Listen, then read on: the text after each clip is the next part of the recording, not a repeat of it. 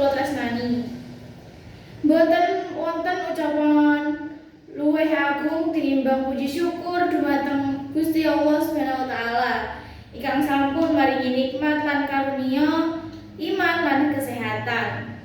Selawat lan salam mugi katuraken dumateng junjungan kita Nabi Muhammad sallallahu alaihi wasallam ingkang sampun maringi petunjuk dumateng kita sedaya. Kita sedaya taksih bijak kapal peninggal kanthi tentrem, bagas, waras, kebak ing kebahagiaan selebihipun paragian pagetan dinten Kartini semangke punika.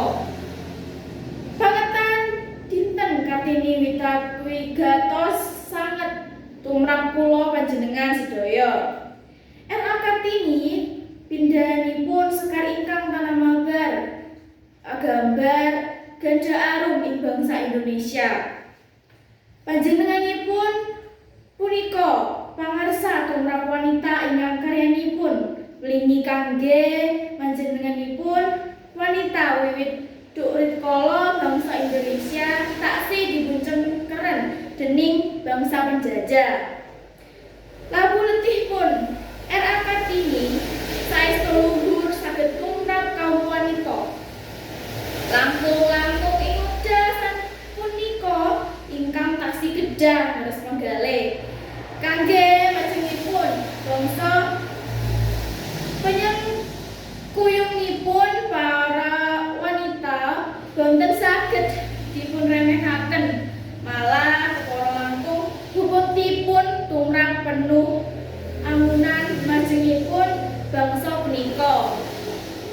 Pancen sampun dipadha rataken para wanita saka limrah gadhahi raos ingkang saged dipragajene para priya ing babagan warna peringatkan. Ingkang mataken punika saestu saged damel wonganing mana.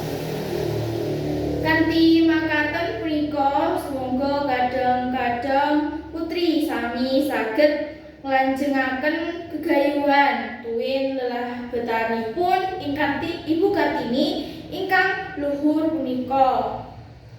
Ingkang boten kanging dipunliwakaken inggih punika Konso Ngaji. Jati dirinipun putri Indonesia. Putri ingkang prasaja minrentasi sedengah Korea.